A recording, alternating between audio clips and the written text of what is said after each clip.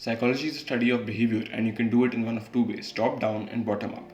Bottom up is the approach where you start from the ground up when you don't know anything and you investigate everything from zero and you try to determine what you don't already know. You don't start off of anything that you already know and you don't make any assumptions. You investigate every hypothesis, you investigate every assumption, and that is how you build a little bit of a base and you come to understand psychology very slowly across very long time frames. This is the case with research psychology, where psychologists make one or the assumption about the world.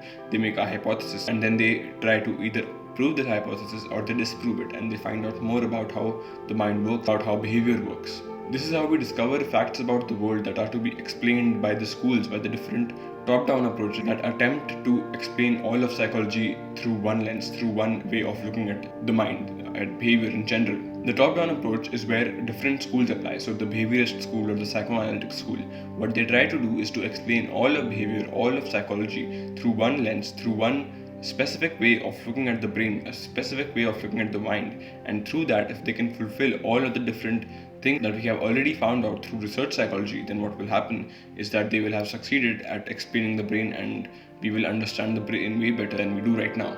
The different psychological schools apply to different situations. The behaviorist school is very helpful when it comes to transforming behavior through transformation, through very little steps, through trying to evade fears, through trying to adopt new habits. And the psychoanalytical school of thinking is way more important when it comes to psychopathology, when it comes to repression or suppression or trauma. And that is how we have come to evolve a whole stack of different tools. And you use a different school and you use a different type of methodology when it comes to different issues. There is one way to go about treating trauma, there is one way to go about treating repression, there is one way to go about treating phobias, and these are all different schools that are like different tools, and they all apply to different scenarios, and that is why they are so important in conjunction. They are not as good when they are used alone as they are when they are used in conjunction, because they apply in different situations and they are so different that they cannot much be reconciled. Psychoanalysis, for example, which was given by Freud, places a great amount of importance on the amount of influence that unconscious factors have in your behavior. So he looks at the id, the ego, the superego, and he tries to explain behavior not just as you trying to behave or trying to accomplish a goal, but as different mini subpersonalities in terms of the id, the ego, and the superego, and many other different desires that you have that all maybe cooperate, maybe don't cooperate, and tend to bring about the sort of behavior that you have in any situation. Just like in the movie Inside Out, you are a whole collision of many different subpersonalities that all have their different goals, that all have their different desires, and if they are repressed, if any one of them is not let to express its feelings, then what happens is that it comes back, and it comes back with a vengeance, and you will feel its effect very strongly if you have repressed it for a very long time. And that is why you will need a psychoanalyst, maybe, for example. The behaviorist school looks at behavior in a completely different manner.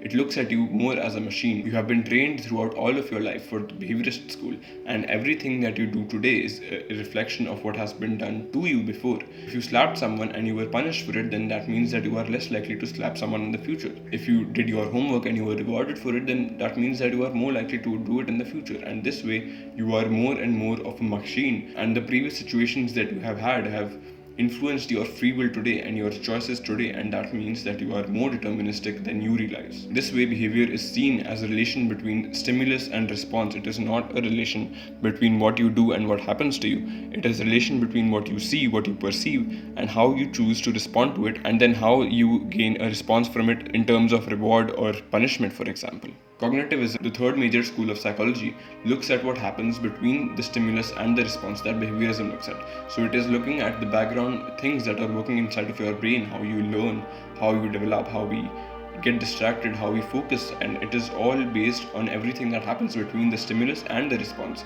And it is looking at the background, everything that we don't think about when you think about thinking or when you think about psychology. There's more of a neuroscientific way of looking at it. Humanism is the last school that I'm discussing today, and it primarily focuses on self-actualization and personal growth.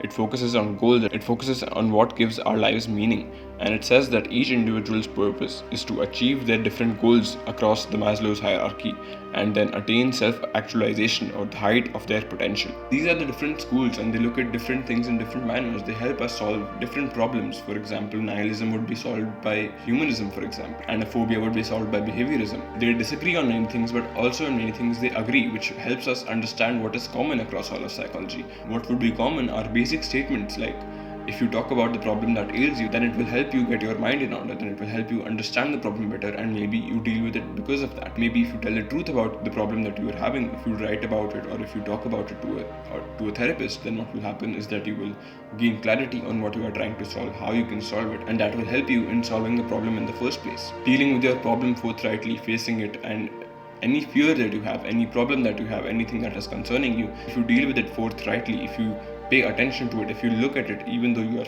afraid of it, then that means that you can deal with it and that you are big enough to be able to deal with it and to be able to solve it in the first place. Those are the sort of things that the different schools agree on. I made 2 videos both on behaviorism and psychoanalysis, and I think you like them, so please check them out. They're right here.